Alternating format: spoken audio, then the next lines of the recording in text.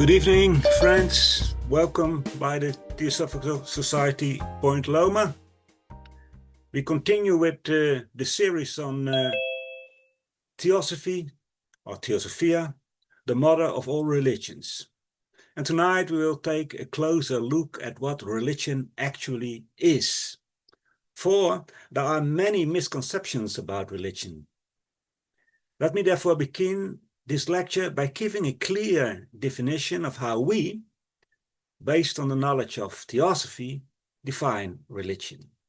And then everyone who has a specific religion in mind can determine for themselves whether their religion meets this definition.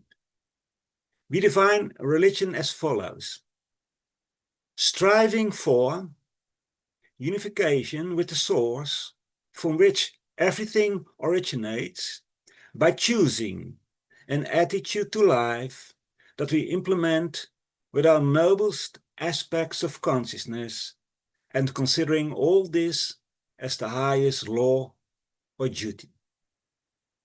We will elaborate on and explain this definition further in this lecture, but we can already say that it is 100% opposed to what is generally understood by religion.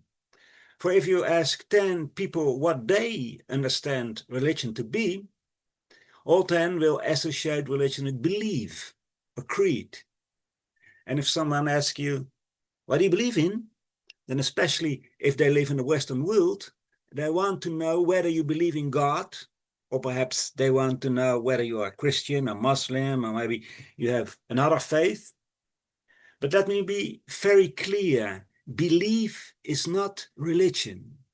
You can believe in anything. You can believe in materialism of science. You can never be sure of anything. You can believe that God created the world in 6 days out of nothing, and then he took a day of rest. In other words, there is a Christian belief, an atheistic belief, and scientific belief. But again, that is not religion. It's all just words. And often we are so focused on words that we no longer ask ourselves what those words actually mean. What do we mean when we say believe? Belief is accepting something to be true on the authority of others. I can give you a fine example of this. When I worked as a teacher with young people from different religious groups, we often had interesting conversations. There were young Hindus, Muslims, Christians, and others who thought that all those religions were nonsense. Once the conversation turned to what happens after death. Is there an eternal heaven or an eternal hell? What do you believe? Someone asked an Islamic boy. His answer was astonishing to me. I don't know, he said. I have to ask my father what I believe. You see, belief is something you hold true because of the authority you attribute to another person. And this was obviously an hilarious answer, but take it from me that this ignorance about one's own faith was not limited to this young lad, but there are a very large number of believers equally ignorant about what they themselves believe. And the enormous difference between religion and belief or faith is, first and foremost, that religion is about self-activity. You think for yourself, you convince yourself. The definition also states that you make a choice. You choose for a certain attitude to life. And that attitude to life stems from and naturally corresponds with the goals you have set yourself. What those goals are of the utmost importance. We'll come back to that later. And in order to achieve your goals, your own choice is necessary, as are discipline and perseverance. Now, it's no higher authority than yourself. Everyone may say that you are crazy, that your views do not correspond with reality and truth, But nevertheless, you realize that this inner knowledge is true despite the views of millions of others. What is the goal you have chosen for yourself? This definition refers to the source from which everything originates. And of course, the word source is a metaphor. There is no source somewhere in infinite space, no place which life flows from, like a river flowing from its origin. No, you see, when you talk about religious matters, you have to try to detach yourself from language, from certain concepts that words inevitably convey. That source is, in fact, boundless life, or the one life. Or to put it in another way, the fundamental essence of all expressions of life, the core of the core, the innermost part of every being, whether it is a mineral, an animal, a human being, or a god. The core of every being is that so-called source. And from this we can immediately draw a very important conclusion, namely that religion always means turning inward. Because in our opinion, and based on our definition, the divine is within you. It is the innermost part of your innermost being. And you can immediately see the difference with the various religions in the world, Christianity, Judaism, Islam, Hinduism, and even Buddhism in its current form, at least in some branches. They all place the divine outside humans. And this makes believers dependent on a power that is outside them. And in doing so, humans make themselves smaller than they really are. For after all, they are the innermost part of their innermost being. They are the source from which they have emerged. The exoteric religions are therefore not religions in our definition. They are beliefs, worship. They address gods, pray to gods, to God, to the mother of God, or the son of God, or to saints, angels, archangels, whatever it may be. But it is never conceived as something they themselves are, what is within them. Even in what was the least degenerate religion, Buddhism, there are some believers, and even monks, praying to Buddha statues and asking Buddha for favors. It is totally opposed to the message of Gautama Buddha, and indeed opposed to the message of all religions. It's through a process of degeneration that they have lost their original message and have degenerated through religion into worshipping forces, gods, angels, or whatever else it may be. In fact, they worship in most cases illusions, shadows, often make-believe images devised by others. In the key to Theosophy, the question is asked whether Theosophists pray. The answer is a counter-question, but one that leaves nothing to be desired in terms of clarity. Pray? To whom and why? If you understand prayer as addressing a power, an entity, something greater than yourself, something that is beyond your control, beyond yourself, and without which you cannot do anything, without which you cannot achieve what you want, then not only does that undermine your confidence in yourself, in your own spiritual qualities, it often makes people victims of others who cultivate the idea of a supposed God or supposed gods. And that, dear friends, despite perhaps good intentions of the believers, that worship is the cause of a great deal of misery, a great deal of evil in the world. I explain that further. Now you may rightly ask yourself, how you can unite with such an abstract concept as the source from which everything flows, or the one life? We just said it. We have to get rid of words, because as mentioned, words like source, but also words like unite, or unification, or become one, don't accurately express what is meant. When we talk about unification or becoming one, it seems as if we are separate, detached from that source, which is certainly not the case. So what about it? Well, let's first take a look at that source. Last week we already considered what HPB calls in the secret doctrine an omnipresent, eternal, boundless, and immutable principle. We told you that this principle is an abstraction, that it is not somewhere, not here, not there, it's everything. So we already are it. Tvat, tvam, asi, you are that, you are the boundless. Or, as Mansour, a Sufi saint, once said, Ana al-Haq, I am the truth, I am Allah. If you already are the source, if you already are it, then you cannot possibly unite with it. Now, religions means, or at least one of the meaning is, finding your way back, reconnecting, and therein lies the key. If you reconnect, it means that you were once connected, but that the connection has come loose. But has it really come loose? Or have we forgotten it? Actually, that connection is still there, but we are not aware of it. Isn't that the case with many things? It's like having a great talent for something, but not doing anything with it.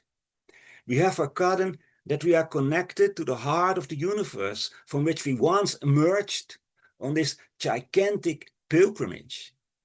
We have forgotten who we really are. And that is the key. We are like the prodigal son in the gospel story who has forgotten where he belongs. And religion is therefore a matter of bringing it back to mind, a matter of remembering it again, remembering that we are part of the one life. Yes, that we are divine. And therefore, when we speak of unification, we mean becoming aware of what we are. Now, actually, we are talking about the second element in the definition, namely discipline, or choosing an attitude to life and sticking to it. It's interesting to know that yoga also has these two elements. So the word yoga, these two meanings, unification and discipline. Literally, yoga means yoke. And a yoke brings two oxen together, uniting them. Do you see the two meanings? Now, religion is usually derived from the Latin religare, to reconnect. But the Roman statesman, Cicero, who as a Roman naturally knew Latin very well, derives the concept of religion from relegere, meaning to read again. And that is a very interesting thought, especially if, as Cicero himself did, you derive several other words from the verb relegere. And that greatly clarify our image of religion, and in particular, its discipline. It's a little lesson in Latin for beginners. Well, these words are elegere, pick out, make a good choice, intellegere, literally reading between the lines. In other words, having insight, understanding, delegere, when collecting, get the best out of it and esteem it highly, love it. Let us briefly reflect on this. Elegere, this is pretty much the opposite of belief, of blind faith. You can see immediately that what we now often understand by religion, or rather belief or worship, is definitely not what Cicero understood it to be. No belief. We have to think and consciously make a choice. You must investigate, consider a number of things. The main issue, of course, is the choice between the awareness of oneness and the feeling of separation, the choice between selfishness and altruism. intelligence. This means reading between the lines. It indicates the insight, the ability of understanding. We must disinvolve in our religious activities, and this includes science and philosophy. Now, there is much to be said about knowledge, because knowledge of a lot of things distracts from religion rather than it contributes to it. But the knowledge we are referring to here is that of learning to discern the connections of things. It's about wisdom. Degeneration. When we have acquired that wisdom, we must also esteem it highly. That's what Degeneration indicates. And how obvious it is. If you don't use what you have acquired yourself, you are a lover of theories, devoid of any practical sense. But what is the use of that knowledge, of that wisdom, if you don't use it? Well, this gives a completely different picture of religion. And you can see that the definition we gave is actually based on both the idea of relegare, reconnect, and relegere, choose wisely and practice it. So by making conscious choices and developing the discipline to uphold those choices, we reconnect with the source we came from, or we become aware of the oneness of life. Now I say that this gives a completely different picture of religion than we are used to. But I must also emphasize that this is entirely consistent with what we call the founders of those religions, as the original religions, such as the Buddha and Jesus. It's always about self-activity. We even believe that if free will is denied or set aside, you can never have to do with religion. And it happens often. I've heard from several people who were raised in a religious environment, or rather an environment of worship, and who want to ask their parents of church authorities critical questions about it, or they express doubt about some aspect of the faith, that they were told to just pray hard because then the problem would be solved. But in the meantime, they had to believe the dogmas of their specific church to be true.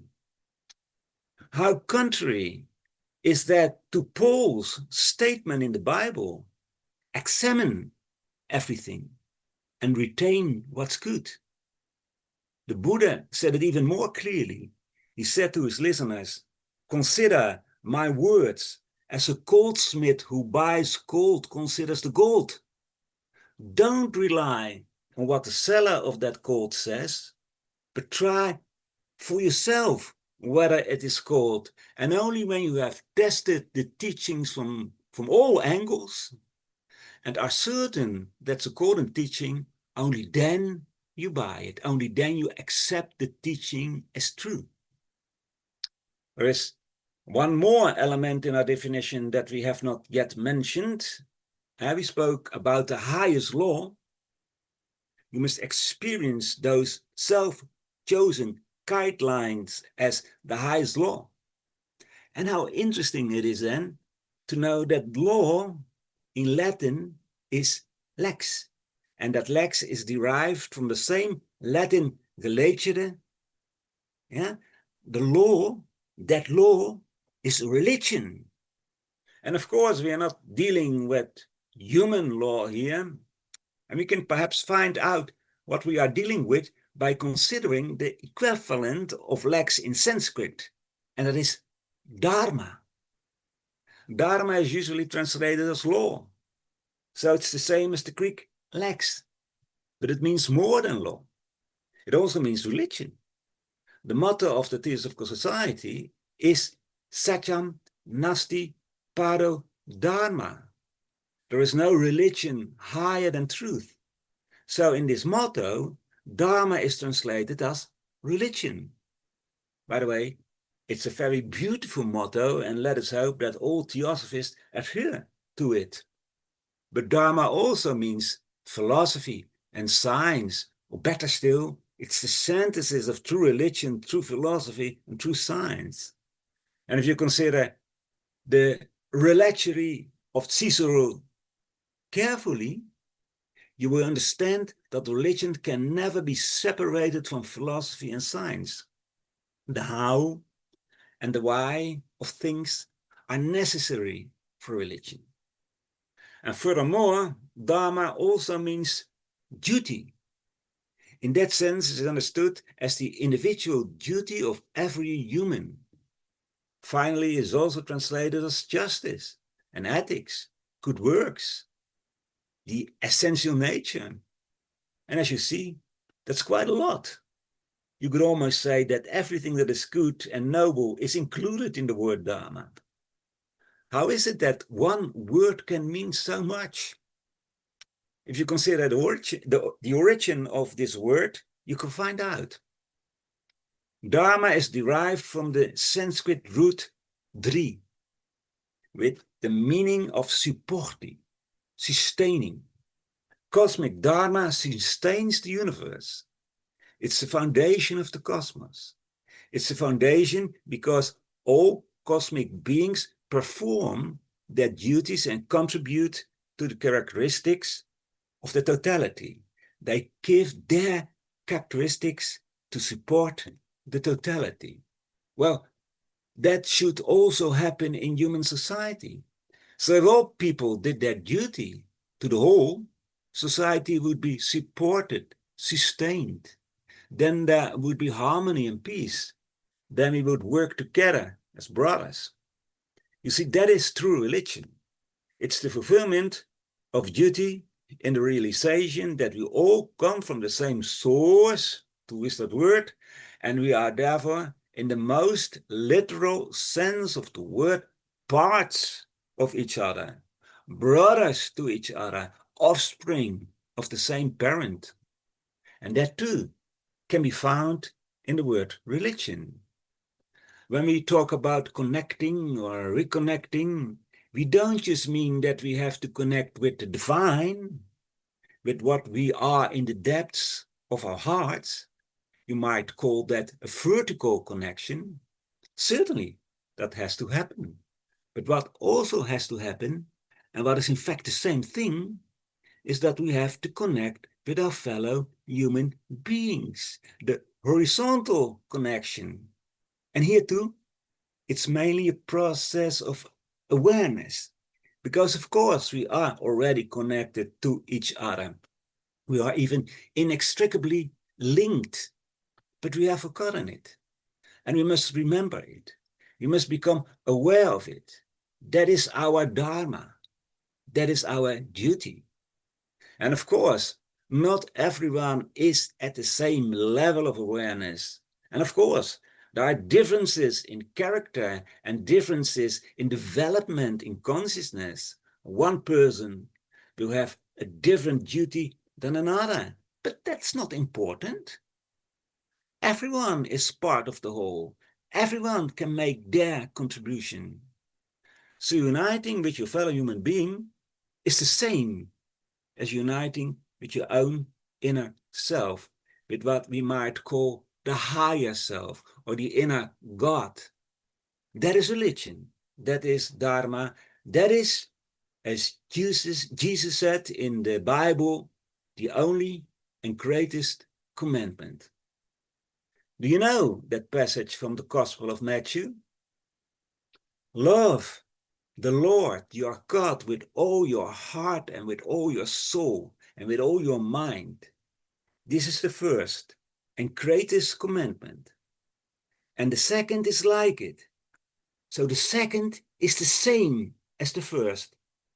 Yeah, the second is the same as the first. Love your neighbor as yourself. All the law and the prophets hang on these two commandments. This is a very interesting fragment. Loving the divine, expressed in this quote from the New Testament as the Lord your God, after the manner of speaking of those days, is loving all that is. And therefore, it is the same as loving your fellow human being, your brothers, your neighbors. Think about it. If you love God, if you love the divine, it is identical to loving your neighbors. And it can only mean that God is that neighbor, or is that universal life, the one life. So this God is the same as Spinoza's God, the one life, which flows through everything, because everything comes from the same source, is drawn from the same life. And if you must love your neighbors as yourself, then that self can only refer to your higher self. And how logical is that? Because the higher self is that inner God who is aware of the unity of life. That neighbor is in his innermost self the same as you are in your innermost self. Cunning people interpret loving yourself as meaning that you must love your personality, that you must think of yourself.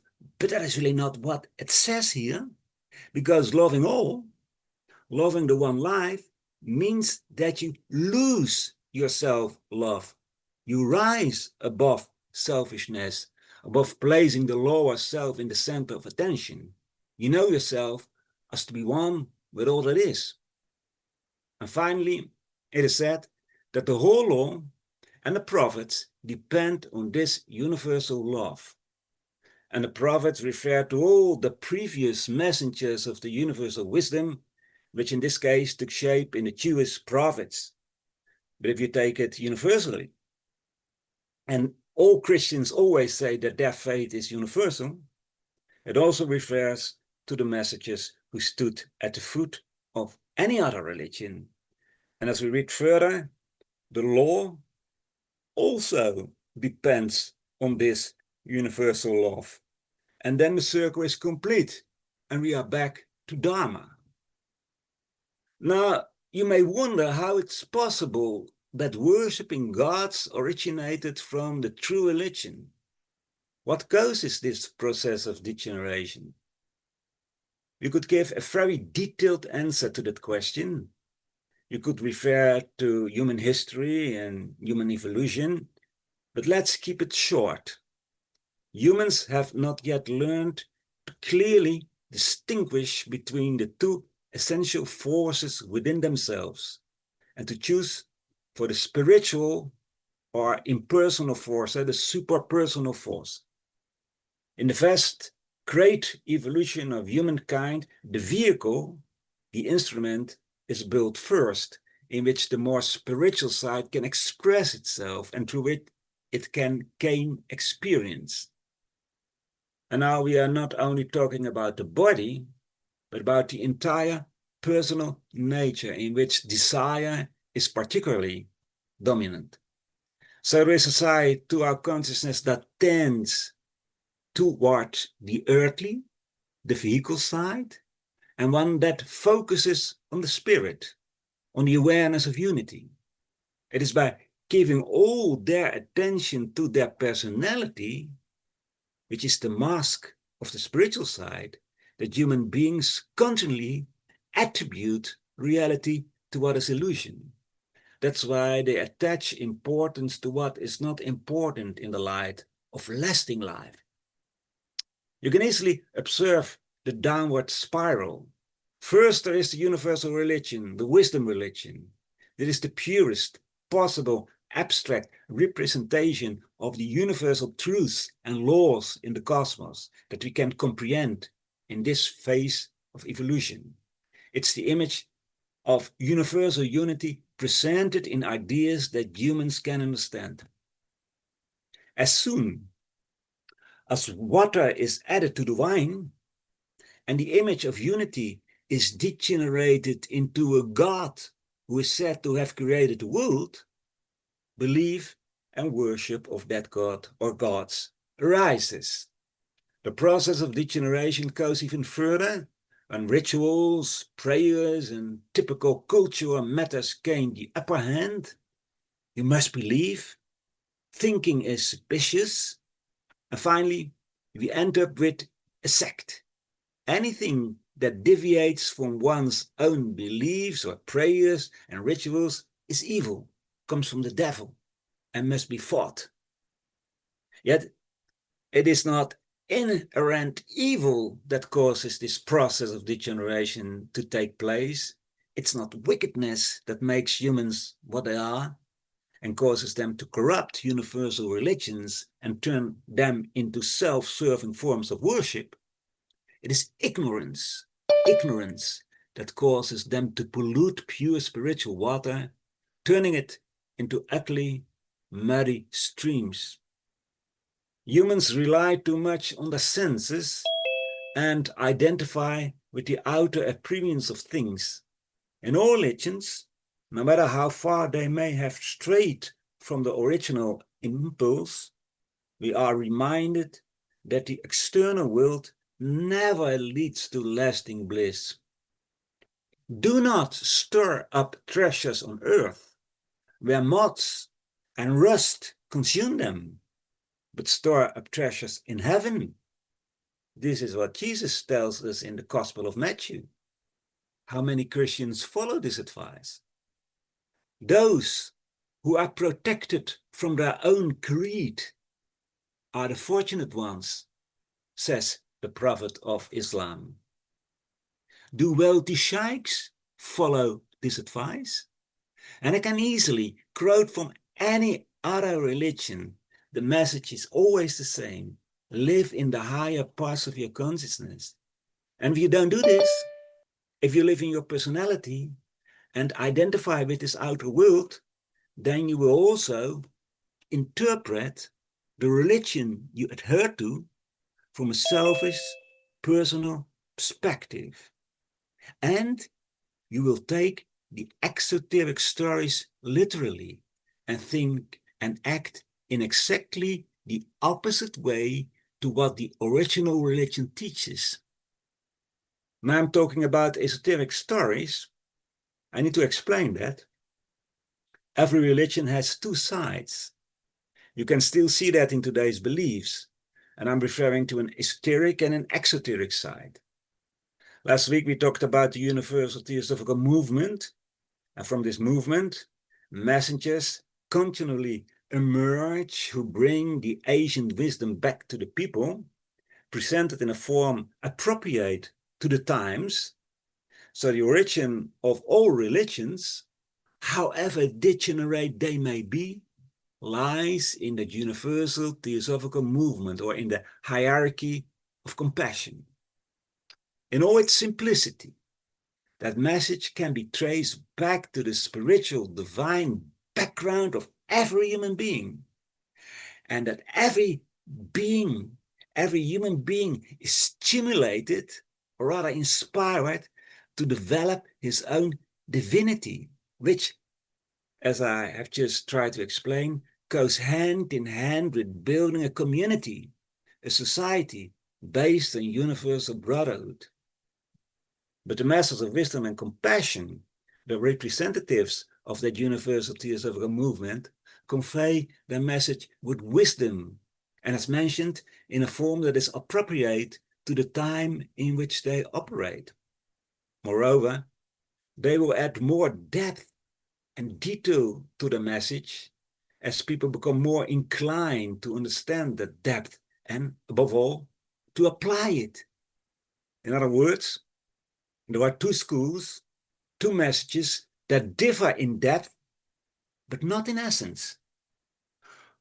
One for the more advanced, the esoteric school, and one for the less advanced, the exoteric school. And this esoteric school is also called the mystery school. And the students who are admitted there have taken a pledge in which they solemnly promise to apply the teaching selflessly.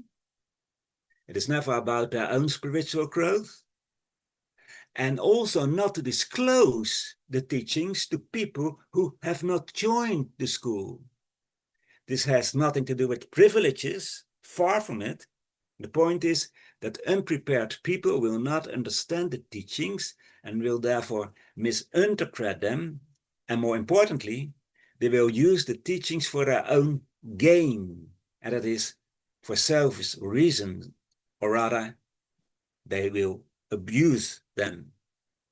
Nevertheless, the less spiritually developed person, in other words, the masses, was not forgotten, but was the esoteric side of religion.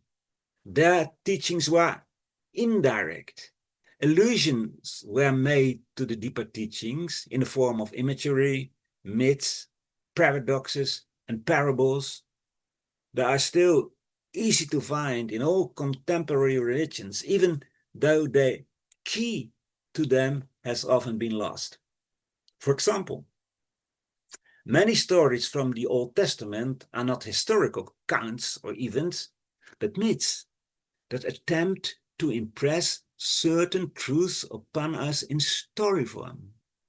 Having lost the key to the stories, the person or human being draws the most remarkable, selfish conclusions from them.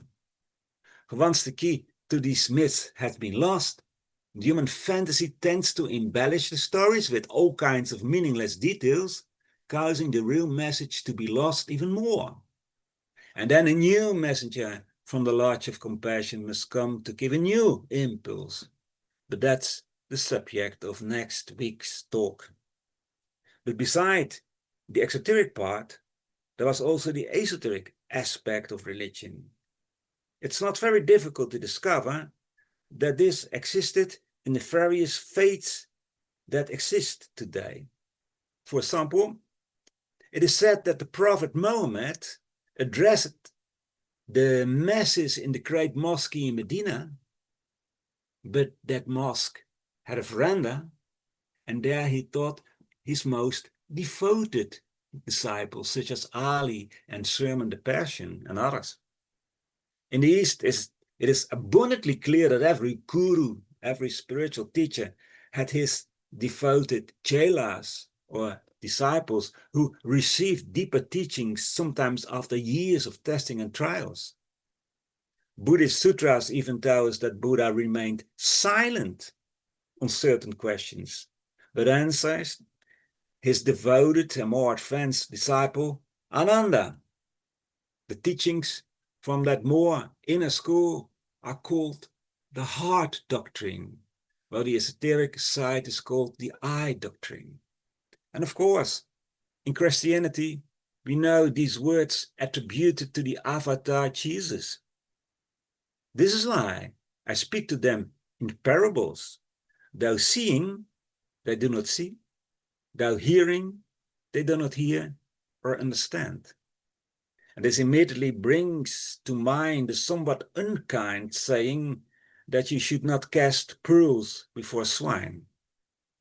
Gottfried de Bruyker says that Jesus would never have used these words, although the meaning is clear. The swine are the uninitiated, and the pearls are the esoteric teachings, which would not be understood anyway.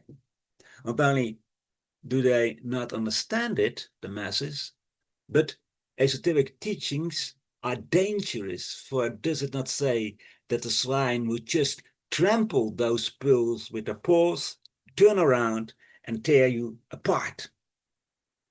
Esoteric teachings give power to people, and someone who has not done the preparatory studies and does not have the right mindset will abuse the power. And that's not only harmful to society, but especially to himself. We see this clearly in the Gospel of Thomas, the Gnostic Gospel. There, Jesus whispers some secret words into Thomas' ear. This is clearly esoteric teaching.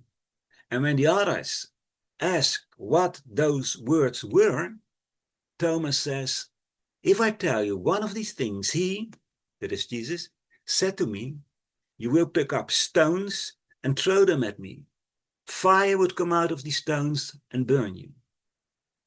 Something similar is required of the esoteric disciple of the Prophet Muhammad, Abdallah ibn Abbas, referring to a verse in the Quran that speaks of 7 heavens and 7 earths, in itself mysterious and meaningful, especially for the student of Theosophy.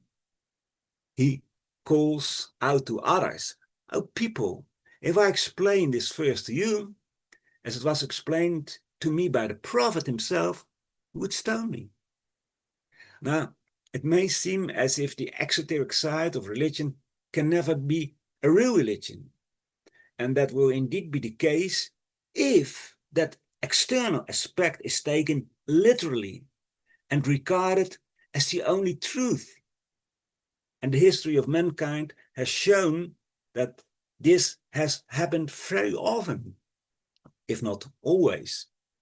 Religion, which is essentially sublime, has degenerated in the worship of a supposed God that instead of uniting people, separates them. But this does not have to be the case, of course. If the followers of a religion do not consider their religion to be absolute and are somewhat open to those of others, that would already be a big step forward. And it is not that difficult. If you take only the so-called golden rule, the rule that says you should not never do to others what you would not want done to yourself. Or maybe even better, if you phrase it positively, do to others what you would want done to yourself. That golden rule can be found in literally all faiths. So this simple ethic is the same in any religion. What I'm trying to say is that even a very limited understanding of religion does not exclude the possibility of applying that little that you do understand. And in doing so, you do more good than the fanatic who spends all his time in church or in temple or mosque praying all day long, but believing that only his God is the true one and the only right one. Helena Blavatsky wrote in the Key to Theosophy that if the vast majority of people believed in 4 fundamental teachings and practiced those teachings, you would already have a paradise on earth. And in this context, he refers to reincarnation, karma, solidarity, and a sense of unity. It is these teachings that also point man to his own responsibility. If we only realize to some extent that the divine is within us, then everyone can carry out their own specific Dharma. Let us look a little further at that wonderful concept of Dharma. If we consider the concept of Dharma in the sense of duty, the duty that each of us has, then it is obvious that everyone has their own specific duty based on their own level of development. Everyone has their own mission in life, which depends on the position they find themselves in. This can only be understood if we consider the teaching of karma and reincarnation. We have already lived many times, and in those lives we have built up a certain character, and some of us have delved deeply into the mysteries of life, while others have done so very little, and sometimes perhaps not at all. So to the extent to which you are religious depends also on your previous lives, and what applies to one person also applies to humanity. Now, a simple study of humanity today, of today's mentality, of the prevailing mental climate on earth, makes it clear that most of us have not really penetrated deeply into the mysteries of life, nor are we particularly interested in doing so at present. Only a small group of people are on the esoteric side of religion. These are the ones who, more than anything else, more than their careers, on their earthly prosperity, focus on the spiritual development. The vast majority are not nearly there yet. But does this mean that they cannot properly perform their Dharma? Is their view on religion, their view of the fact that there must be more than this outer world is that so meager that they could never be inspired, not even by exoteric religion? No, that would be a very bleak picture. Besides, I don't think it's true, or at least it doesn't have to be true. Everyone can develop an awareness of unity. Even children can. Blavatsky describes how in the early days of human evolution, millions of years ago, in the era of we call Lemuria, the so-called third root race of humanity, there was also religion, but without churches, without dogmas. I quote, "In the common acceptation of the term, neither the Lemurians nor their progeny, the Lemuro-Atlanteans, had any religion, as they knew no dogma, nor had they to believe on faith. No sooner had the mental eye of men be open to understanding, than in the third race felt itself one with the ever-present, as the effort to be a known and invisible all, the one universal deity. Endowed with divine powers, and feeling in himself his inner God, each felt he was a man God in nature, though an animal in his physical self. And the struggle between the two began from the very day they tasted from the fruit of the tree of wisdom." You see, even then we experienced the higher self and the lower self, the true God man and the animal man, the personality. And I think that every human being can experience those two selves within themselves. A self that tends toward separation, and a self that realizes the interconnectedness and the oneness of life. Wise policy is, I think, and Theosophists have a very important role in that. Yes, a pioneering role. Wise policy is that somehow we should make it clear to people in simple language that there is a common element in them. Yes, even in their possibly different worships, there is an element that is also in the others. And not only by studying or practicing one's own religion, but especially by studying the religion of the other, you will be able to discern the common ground of all religions much more easily. In this, I always like to point to the great example of Emperor Aśoka. Aśoka is known as a Buddhist king, but I don't think that's correct. He's the king of a large empire who, as a person, is a follower of the teachings of the Buddha, and is different from being a Buddhist king.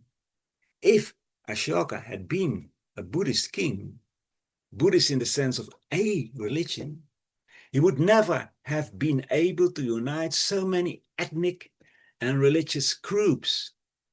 To be able to do so, he thought a common element in all those groups, all those religious and social groups. He sought a religious and social ideal in the different religious schools. And see how wondrous this is.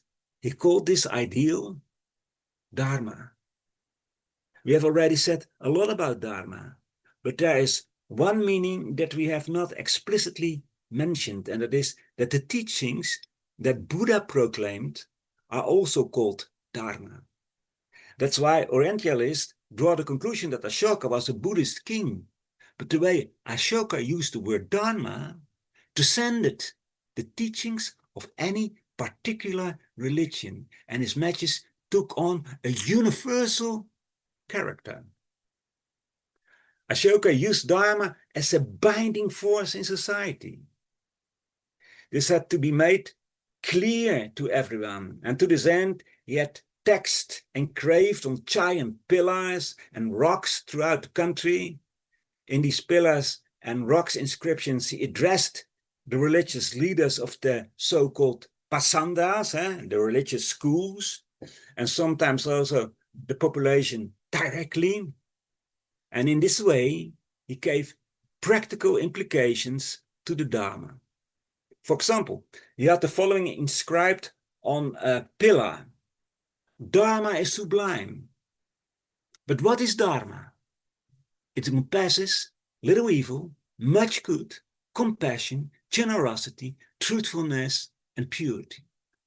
And on another inscription we read, for noble deeds of Dharma and the observance of Dharma consists of this, that compassion, generosity, truthfulness, purity, gentleness, and goodness will increase among people. Followers of different schools are advised to study each other's religions, because this will give them a better understanding of their own religion. According to an edict, Aśoka realized that the Dharma is much more effective when achieved through conviction than through regulation. Officials called Dharma Mahamatras traveled through the vast country to encourage and guide people in fulfilling the Dharma. And this certainly did not only involve religious matters, but it belonged equally to the Dharma to support the community. There was a social network through which food was transported to parts of the empire where there was a threat of shortage of food. There were hospitals for both humans and animals everywhere along the roads. There's an edict calling on people to respect forests and not just cut down trees. Aśoka's policy was universal. He also sent loyal followers, disciples to other countries to spread the Dharma there as well, thereby achieving harmony and peace. He inspired all believers to go to the core, where they would undoubtedly discover the golden light of the universal wisdom religion, provided they dug deep enough into their religion. Well, I think, and you may call me a dreamer, but I think that the wisdom religion, Theosophia, should be able to unite people in the same way. The word Dharma does not have the value and depth in our time that it had probably in Aśoka's time. But words like universal brotherhood and compassion are concepts that everyone can understand in their own way. Some will be deeply touched by them, others less so. But if we succeed in introducing some of these concepts, which are essentially religious, to people, or rather, if people were to find these ideas within themselves and give them shape in their own lives, then we would not only have taken a big step forward in seeing and understanding what religion really is, but also a step forward towards a society based more on human dignity. Thank you very much for your attention. There's now a 3-minute break, and after that there is an opportunity to ask questions. You can do that in the YouTube chat, our channel, or by sending an email to questions@blavatskyhouse.org. And after the questions have been answered, there will be an interactive study via Zoom. Then we can discuss together the ideas from this talk. And don't worry, if you're shy, it's not necessary for you to participate in the talk, in the questions and the answers. Some participants just listen, and that is very important too. But if you want to participate, you're most welcome. Send an email to info@blavatskyhouse.org, and we send you an email with the Zoom link. The study will not be recorded or broadcasted. So again, thank you for your attention, and I hope to see you in 3 minutes. Jenny, are there any questions? Yes, there's one question. That is, how does the Theosophical Society take care that the teachings they are sharing are not being taken as a belief to the listeners? Well, in all our lectures and all our other activities, we always say, don't believe us, but don't believe us. I mean, just examine it. Take it as a hypothesis. Take it as a theory and try to find out in your own life or in, you know, your own thinking, your own mind, in the things you see in the world, in the cosmos, in society, if those teachings are right, if you can recognize them, if you realize that they are true. That's in fact the same what the Buddha said when he said when he compared the teachings with a goldsmith that buys gold. So anything we say, you have to examine yourself. And if it's true, you will find out. And if it's not true, well, that it may be a disillusion, but every disillusion is a truth found. So in any case, it always makes you a better man or woman if you examine the things. And maybe it takes some time. If I come from my own experience, some teachings in Theosophy, only after 20 years, maybe 25 years, something happened in my life and suddenly I understand the teaching. Yes, now I understand it's true. And a very nice thing is the moment you understand it, nobody can take it away. It's a part of you. You became it. So everybody may say that you are stupid and that's not true and that it's impossible. But the moment you really see the truth of something, of a doctrine, of a teachings, then it's part of you. And, you know, sometimes it grows slowly, you know. For instance, I was raised in a very atheistic family. So for me, all religion was opium, opium for the people. Yeah, religion. Whoa, that is no good thing. And you know, when you try to see the logic in it, try to recognize it in yourself, then suddenly the sun will shine. The sun of truth will going to shine in yourself. Nice, thank you. That were the questions. Okay. And then I understand it. I've learned something. I have to wait some 20 seconds, I think, and then we go to the...